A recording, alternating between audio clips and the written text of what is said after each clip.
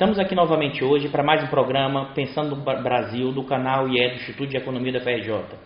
Hoje junto comigo, além do professor Baixa, o professor Carlos Medeiros, que é professor titular do Instituto de Economia, e nesse hoje, Pensando no Brasil, vamos discutir estratégias de desenvolvimento. Bom, boa tarde, Medeiros, obrigado por aceitar o convite. Uma primeira pergunta seria a seguinte: na primeira década dos 2000, a economia brasileira cresceu gerando empregos e sem que houvesse uma disparada da inflação ou uma crise de balanço de pagamentos, né? O que é um caso raro você ter a combinação de todos esses fatores presentes, né? A que você atribuiria esse desempenho? Muito obrigado. Eu acho que isso é uma excelente iniciativa de vocês. Eu acho que seria interessante a gente colocar um pouco para dar repensar e enquadrar essa questão na seguinte ideia. A economia brasileira, junto com diversas economias latino-americanas, passou o que a gente chama de uma meia década perdida, que vai de 98 a 2003, crises, e essa crise tinha como elemento fundamental o estrangulamento do balanço de pagamento. Se transformava isso por restrições externas, e isso gerava, então, uma impossibilidade de relançar qualquer estratégia de crescimento e, evidentemente, de mudança estrutural. Pois muito bem, quer dizer, a partir de 2003, diversos fatores internacionais começaram a criar uma realidade completamente distinta. Quer dizer, de um lado você tem uma enorme expansão dos fluxos financeiros internacionais, com uma taxa de juros definida universalmente pelos Estados Unidos, uma taxa de juros muito baixa.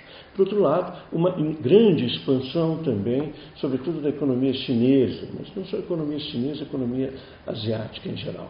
E isso alterou essencialmente termos de troca, e a demanda por commodities foi um elemento muito forte.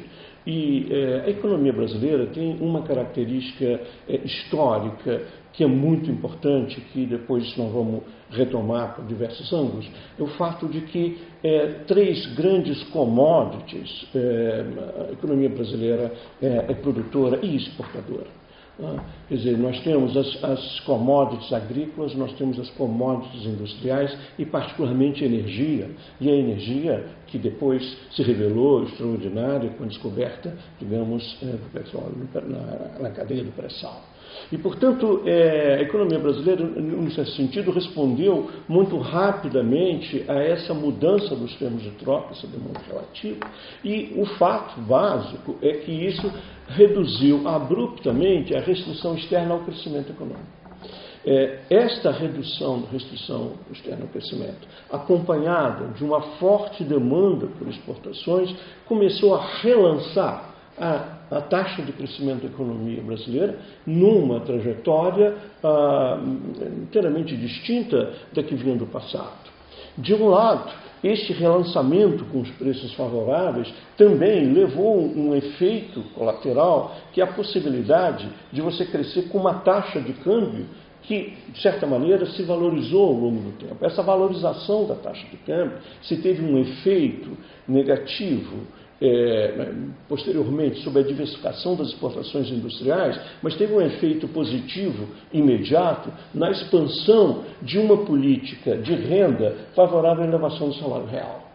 A elevação do salário real, a retomada de crédito e o boom da expansão das commodities levou, pelo menos uma primeira metade de 2003 até a grande recessão, e aí tem no meio disso, em 2006, tem o término do primeiro mandato do governo do Lula, e em 2007 começa o segundo governo Lula. Neste momento, e sobretudo nessa retomada da segunda, digamos, no segundo período, no segundo mandato do governo Lula, houve um conjunto de novas iniciativas que vão relançar um pouco um desenvolvimentismo que estava, de certa maneira, contido em todo o período anterior. Eu me refiro aí, em particular, a recuperação parcial, modesta, mas positiva do investimento público, que constitui um dos elementos centrais para a própria taxa de acumulação de capital. Pois muito bem, há uma certa, digamos, uma descrição, que muitas vezes eu vejo aqui, equivocada, que este período seja um período que essencialmente seja explicado apenas pelo consumo, aí o consumo decorrente da elevação do salário mínimo, das transferências sociais e do crédito ao consumidor. Mas, na verdade, a taxa de investimento nesse período cresce a um ritmo superior aos outros componentes da demanda agregada, muito embora não seja o fator que puxe, tendo em vista o fato de que a parcela do investimento no produto total não é suficiente para arrancar isso e que você pudesse traduzir aquele período como um período puxado pelos investimentos. Mas o investimento, de forma alguma, foi uma variável que ficou para trás. Então, neste período, é um período de um conjunto de circunstâncias internacionais e internas que foi realmente excepcional, tendo em vista o passado e tendo em vista depois as transformações que vão acontecer posteriormente. Medeiros, dá para a gente dizer que, então, esse período foi um ensaio desenvolvimentista que... Uma pergunta que foi possível, dado o contexto internacional muito específico e muito datado, a gente poderia usar, não sei se é o termo mais correto, mas o quanto esse cenário internacional permitiu algumas estratégias de um certo desenvolvimentismo ou ensaio, sem mexer estruturalmente na questão da estrutura produtiva, sem mexer estruturalmente nas estruturas sociais e econômicas. Eu acho que talvez esse ponto, você pode não concordar ou não, mas o quanto explorar nesse ponto, porque, na verdade, essa pergunta está embutida a ideia. Foi possível fazer um jogo de ganha-ganha sem mexer nas estruturas sociais mais profundas, arcaicas, atrasadas brasileiras? Eu acho que talvez esse seja um ponto uma boa questão. Primeiro, assim, de uma forma muito telegráfica, eu diria o seguinte: se você atribuir ao desenvolvimentismo, quer dizer, uma estratégia consciente de mudança estrutural, centrado em políticas de inovação, em ciência e tecnologia, a resposta é não. Não. Mas, se você entender aí por uma espécie de, você poderia chamar, eu já chamei de outros termos, mas de um keynesianismo mais pragmático, com uma preocupação social-democrata, com elevação de salário e renda, sim, um pouco essa conjugação. Porque veja só, nós temos, enfim, voltar só um pouquinho na história, para dizer o seguinte: o nosso desenvolvimentismo foi muito excludente do ponto de vista distributivo. Nós fizemos mudança nos coeficientes técnicos favoráveis à industrialização, montamos até um segmento de setor de bens de capital, uma estrutura produtiva razoavelmente diversificada dentro do perímetro dos países em desenvolvimento. A Alice Amsden, importante especialista no tema, ela se referiu algum tempo atrás na ascensão do resto. O resto são os países em desenvolvimento. Mas esse resto não é formado mais do que 12 países. O Brasil era um desses 12 países. A maior parte dos países em desenvolvimento, essa palavra em desenvolvimento não ajuda nada, eles não estão se desenvolvendo. Simplesmente é uma nomenclatura. Muito bem. Mas o Brasil não. O Brasil, durante um período de 1950 até 1980, mudou inteiramente a sua estrutura produtiva e industrial. Porém, o fez de uma maneira com uma enorme concentração de renda, com a reprodução das instituições arcaicas e tradicionais e, ao mesmo tempo, com salários reais muito baixos, salários para a vasta maioria da população brasileira muito baixos.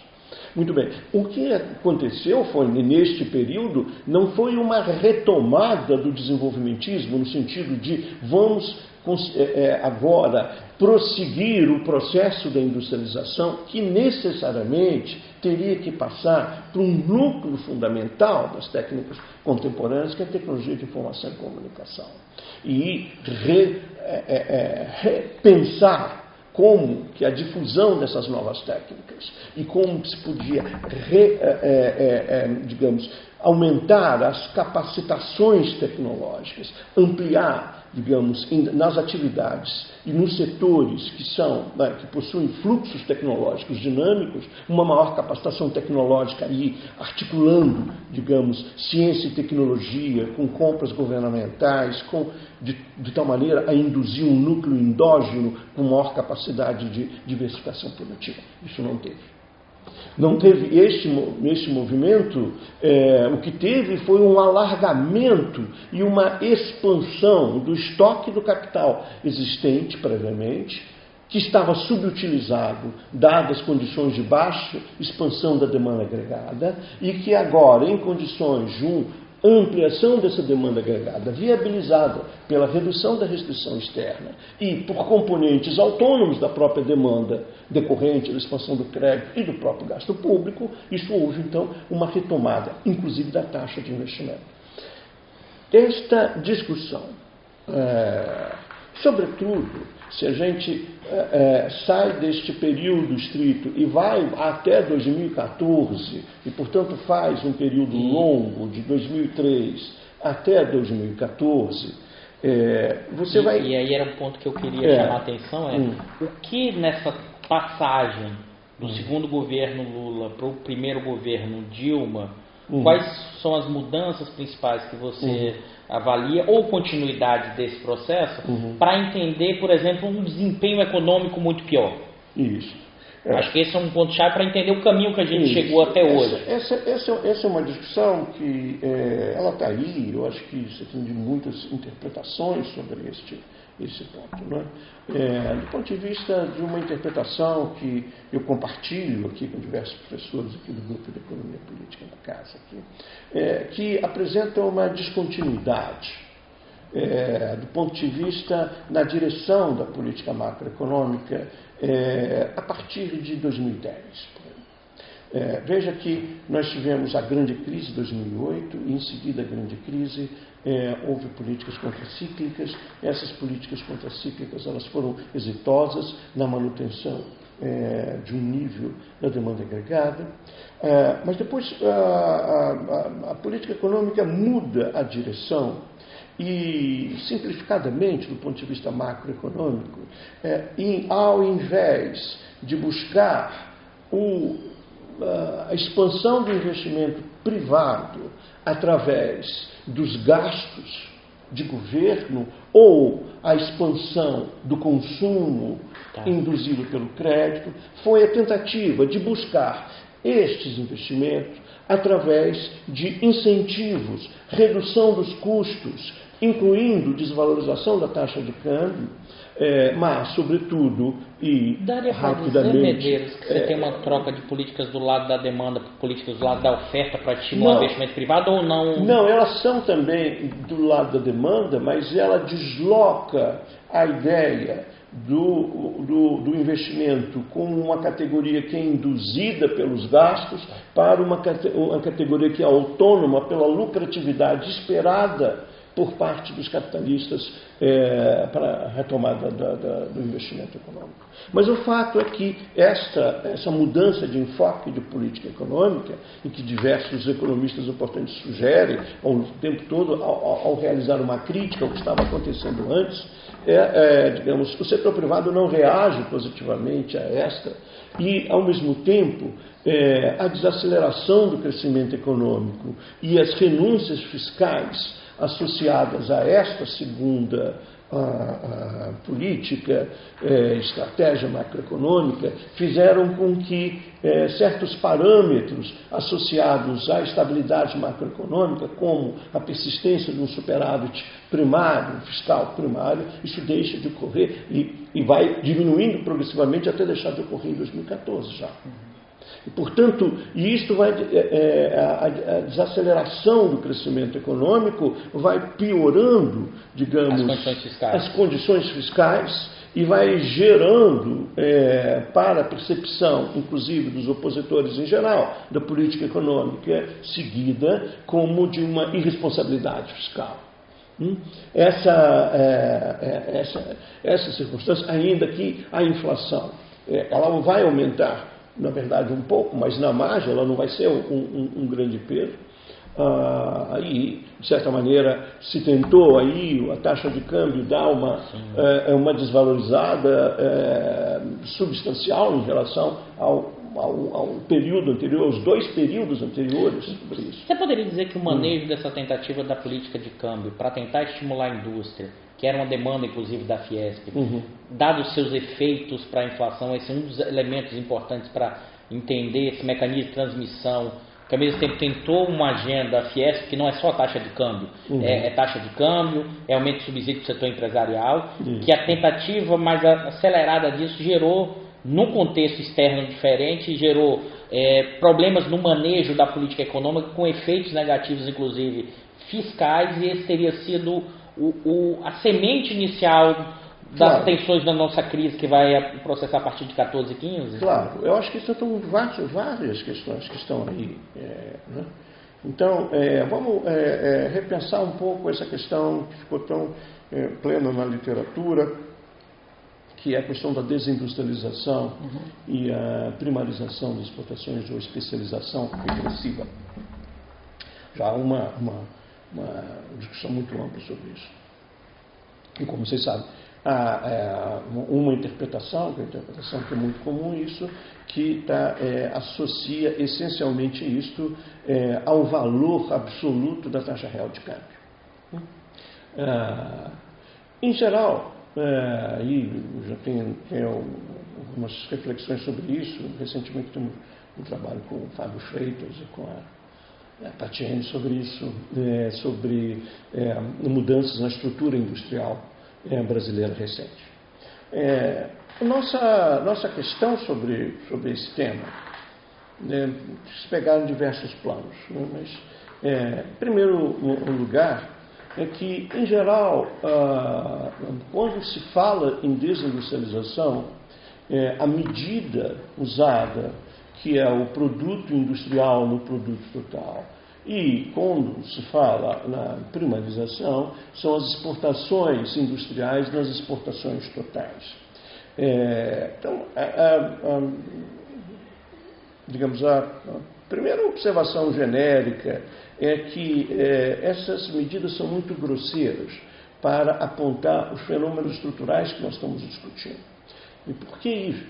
Porque, na verdade, a questão central da industrialização, sobretudo no momento em que existem cadeias produtivas de valor, etc., tem muito mais a ver com a manutenção dos segmentos de maior valor adicionado e mais próximo das atividades inovativas, do que propriamente o produto industrial total no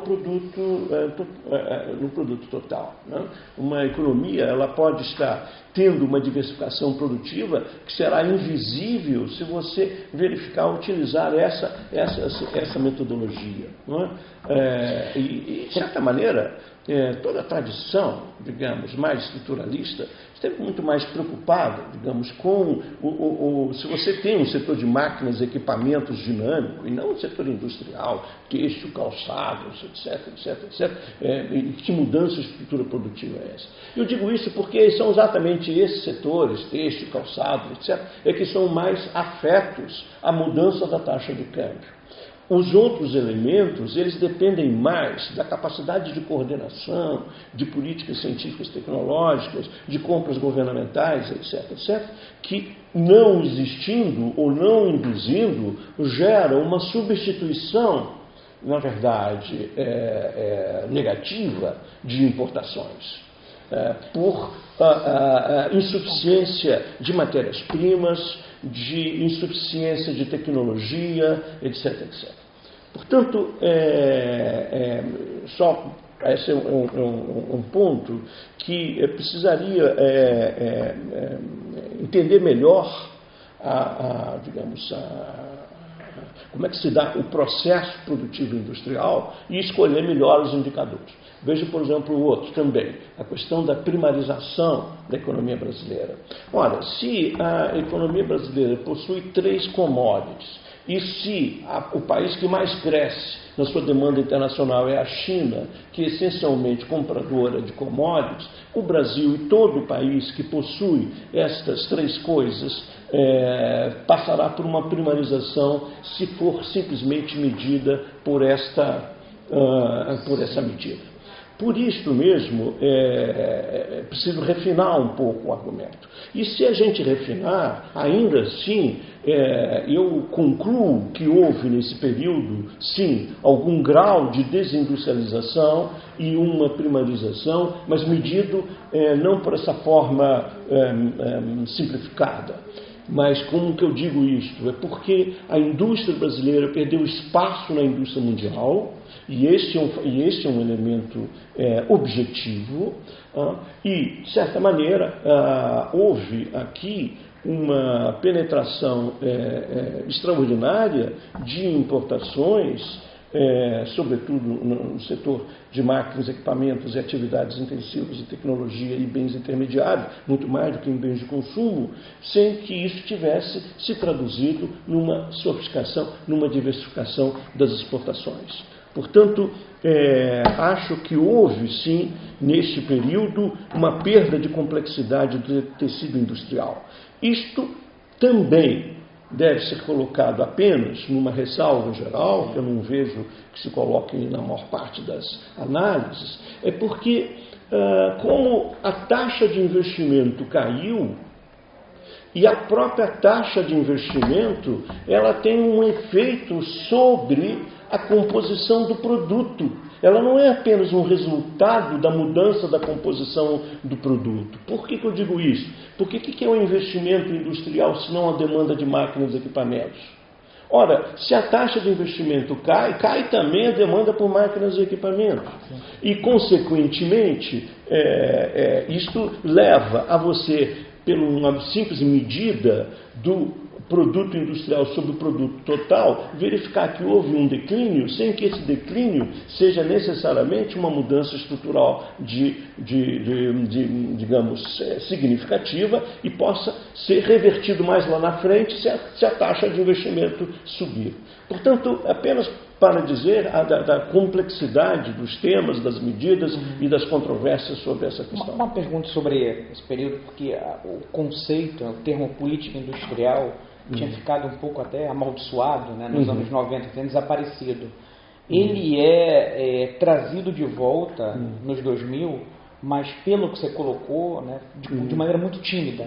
Né, foi uma política industrial muito tímida e possivelmente não com foco apropriado. Na sua percepção, isso se deveu a uma falta de sensibilidade quais eram as questões relevantes, ou talvez um problema político de como tocar isso, ou uma perda de know-how, né, de anos sem tocar projetos dessa natureza? Como é que você enxerga isso, Medeiros? E completando nessa linha que o Baixa levantou, como essa lógica da política industrial ela não foi montada a partir de uma lógica anterior desse desenvolvimentismo, sem levar em conta as dimensões mais claras dessa nova reconfiguração industrial a partir das cadeias globais. De valor, juntando e de também uma concentração nos principais setores, subsetores, né, processo de fusões e aquisições, que torna mais difícil você ser, por exemplo, um global player. Né?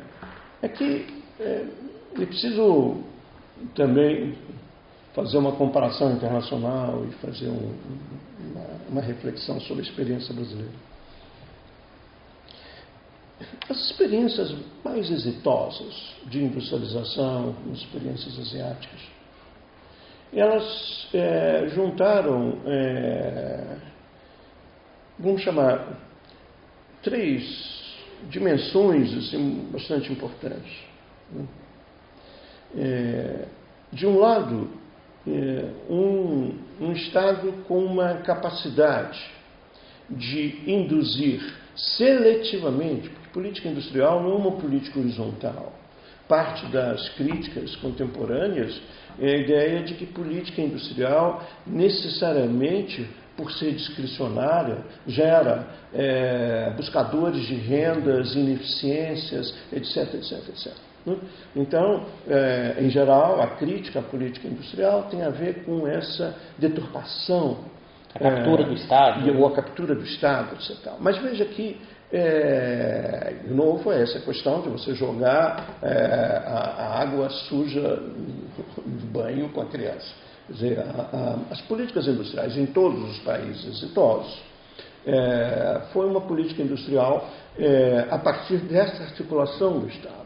E o Estado, sobretudo, quanto mais você está na área de fronteira, as compras governamentais nas atividades inovadoras foram absolutamente pilotos e centrais. Eu só poderia te dar aqui um exemplo dos Estados Unidos. E os Estados Unidos, através do seu complexo industrial militar, da NASA, etc., quer dizer, são esses setores que vão induzir e puxar as inovações.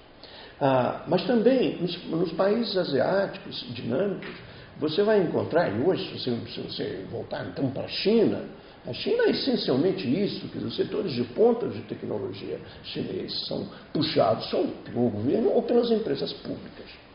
No nosso caso, também, historicamente, nós constituímos um moderno sistema nacional de inovação a partir do setor público. Poderia dar um exemplo aqui do produto mais exitoso, que foi a Embraer, que foi resultado do Instituto Tecnológico da Aeronáutica, de compras governamentais, etc. Poderia dar o exemplo também da Petrobras, etc. E sua capacidade de pesquisa. Muito bem. O fato é que, no caso dos países asiáticos e mesmo nos países avançados dos Estados Unidos, além desse Estado com uma capacidade de induzir e de adaptar as novas tecnologias, existia a questão das empresas nacionais domésticas dinâmicas que entram nos mercados internacionais. No nosso caso, a estrutura brasileira já contou desde lá atrás nos setores mais dinâmicos do ponto de vista tecnológico, pelo menos usuários de tecnologia mais sofisticados, são filiais de empresas multinacionais. E isto leva também, classicamente, a que o sistema de inovação haja uma baixa demanda por inovação endógena na economia brasileira, fora do circuito das empresas públicas e das compras de governo. Isto é um dos problemas centrais de se retomar um processo de modernização tecnológica endógena. Nesse ponto a gente poderia dizer que a discussão do desenvolvimentismo lá atrás, ela é reatualizada hoje, pensando na questão do desenvolvimento endógeno tecnológico nas cadeias globais, e que eu estou levantando esse ponto, porque você trouxe um ponto que é central, que é a nossa vulnerabilidade externa associada ao controle dessas empresas ao capital estrangeiro. E que você citou a Embraer, e a Embraer está sendo vendida agora para capital estrangeiro. Qual é o peso nesse sentido, do quanto a propriedade estrangeira limita ou não essa capacidade de avançar no nosso desenvolvimento mais autônomo, que não é fechar o sistema produtivo, mas é muito mais como criar capacidades tecnológicas industriais nesse cenário com uma dinâmica em que o controle da propriedade está cada vez mais externo. Veja que a questão da inovação tecnológica e a difusão tecnológica, ela inclui uma dimensão de poder. De poder entre as empresas e de poder entre os Estados nacionais. E sempre foi assim. Quanto mais se aproxima da modernização ou da fronteira tecnológica, mais essas questões associadas às relações de poder é uma palavra que os economistas têm dificuldade de incluir na sua interpretação, não é? O que é apenas, no meu modo de ver, evidencia os limites da ciência econômica enquanto disciplina. E o fato, então, é que, se a questão de poder é uma questão relevante, o processo tecnológico e a aquisição de tecnologias centrais, tecnologias que podem romper com determinados posicionamentos dos países nos circuitos produtivos, ela requer uma negociação. Seja uma negociação com as grandes empresas multinacionais, uma negociação entre os Estados nacionais, um sistema de cooperação, etc., que, ao contrário do pessoal do livre mercado, que acha que essa cooperação é espontânea e apenas todos ganham com ela, mas na verdade não é assim. Veja, por exemplo, que nós estamos assistindo hoje uma retaliação completa dos Estados Unidos em relação aos passos tecnológicos que está sendo assumida pela China. Só que a China usa com sabedoria o tamanho do seu mercado interno como base de negociação da difusão da tecnologia. Ora, poucos países do mundo possuem um grande mercado interno. O Brasil é um desses países. Isso que eu queria chamar a atenção. Então a gente teria um potencial para produzir uma nova estratégia de desenvolvimento, claro, mas nós não conseguimos fazer isso. Claro, do meu ponto de vista. E aí eu queria perguntar aí o porquê.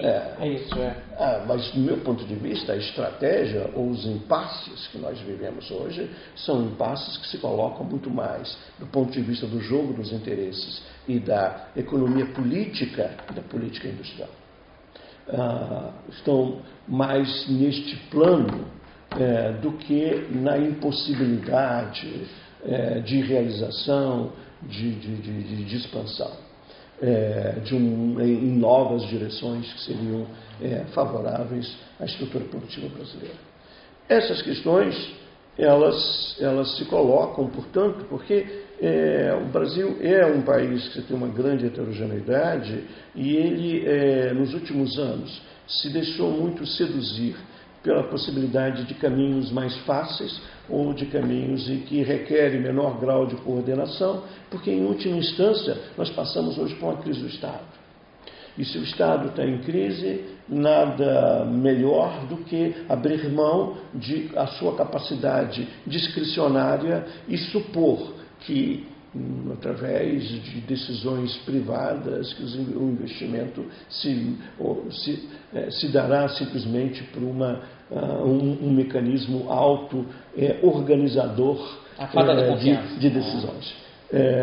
E aí, nesse caso, isso é uma aposta, a meu ver, historicamente sem nenhuma fundamentação, mas que se encontra sempre presente na para a gente encerrar, diante dos condicionantes externos, internos, contemporâneos, qual seria uma estratégia de desenvolvimento desejável e factível para o Brasil agora em 2018, para esse quadriênio, por exemplo? É uma pergunta que o professor Baixa levantou, que a gente sempre faz com todos os nossos convidados, que além de olhar onde a gente chegou até agora, eu sei que nesse cenário atual é difícil pensar o futuro e projetar como você mesmo alertou, dessa crise do Estado, mas a gente sempre coloca para os nossos convidados um pouco o que tem para frente, o que esperar nesse momento, e que o Baixa alertou e trouxe. O que é que você pensa, o que é que você enxerga, o que é que você não enxerga, quais são, nesse contexto que você alertou muito bem da economia política, da crise, da política industrial,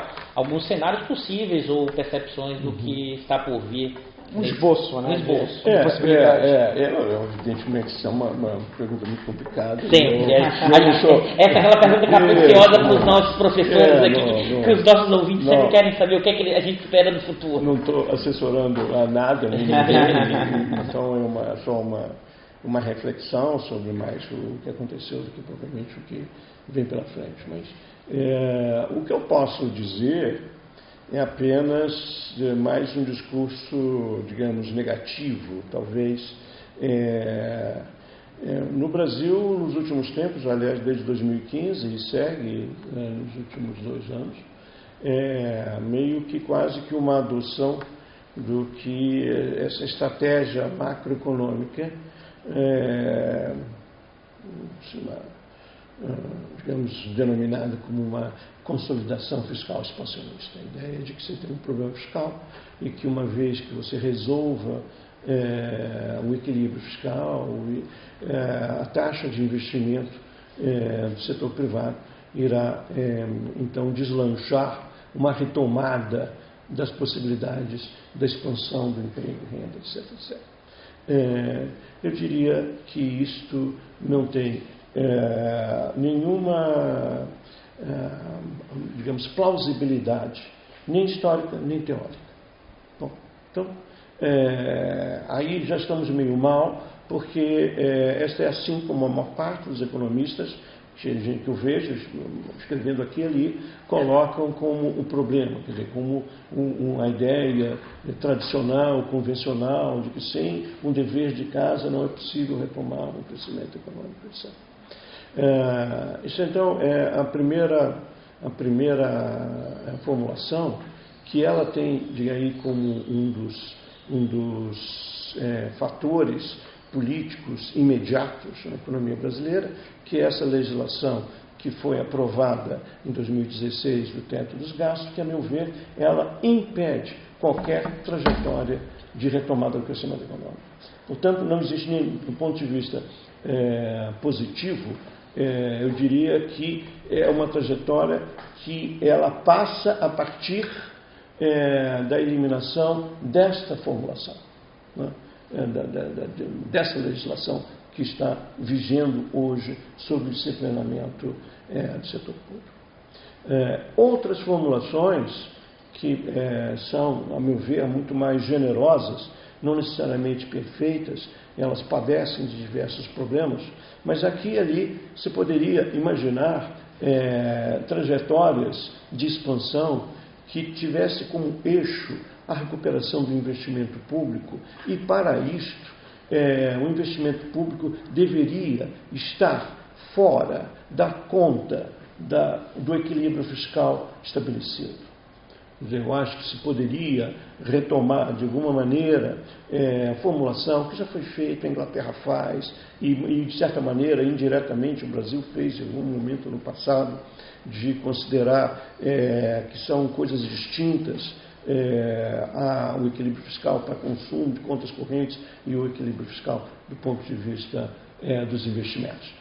Mas eu não apontaria, digamos, um desdobramento muito grande nessa questão, porque isso depende de muitas tecnicalidades e muitas vezes, quando o investimento público cresce, ele de alguma maneira vai implicar na própria expansão das despesas correntes, portanto não é simples você trabalhar isso, mas de qualquer maneira, qualquer forma, eu gostaria de sublinhar a importância absolutamente central dos investimentos públicos, sobretudo investimento público em infraestrutura, como um vetor simultaneamente de demanda e de oferta para começar a relançar as possibilidades de crescimento da economia brasileira.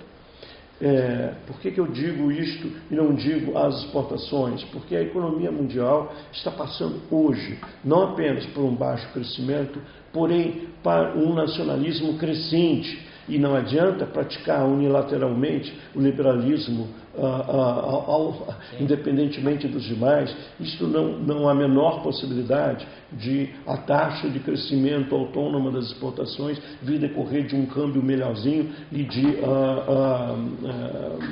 um efeito de produtividade decorrente de medidas aqui e ali. Portanto, em sendo o fato de a economia brasileira ser uma economia que você tem um mercado interno como um elemento fundamental, a expansão desse mercado interno constitui um ponto essencial para arrancar as possibilidades de desenvolvimento econômico. E, naturalmente, a diversificação das exportações tem que estar junto e aí articulada internamente. Mas a expansão dos investimentos públicos, a elevação do salário mínimo, que talvez tenha sido um dos elementos mais centrais do ponto de vista da distribuição, constitui, a meu ver, um caminho macroeconômico importante, em que um caminho mais estrutural poderia estar na identificação daqueles subconjuntos que são portadores de fluxos tecnológicos importantes. eu me refiro ao complexo da saúde, eu me refiro ao complexo militar, eu me refiro à área de petróleo e gás. Todas essas áreas têm como um dos elementos importantes a presença do setor público na ponta, com alguma capacidade de induzir, através da sua expansão, se tiver fôlego para isto, um conjunto de demandas intersetoriais com capacidade de espalhamento para as diversas atividades. O professor Medeiros, a gente meio que já se encerra nesse programa. Acho que interessantíssimo a fala do professor Medeiros, professor titular do Instituto de Economia, e eu queria ressaltar aqui um ponto. O professor Medeiros mostrou que nós temos vários potenciais possíveis de uma nova trajetória de desenvolvimento, mas que essa discussão passa por uma economia política dessa nova trajetória.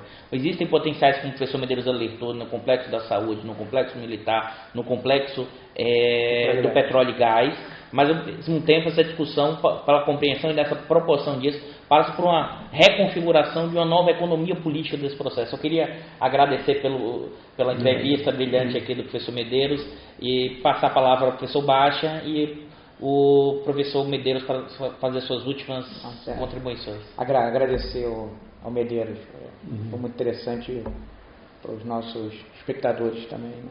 Bom, me resta agradecer a vocês a oportunidade de eu falar essas coisas para vocês. Ok, obrigado. E em breve sairemos com mais um novo programa do canal IE Pensando Brasil. Obrigado a todos.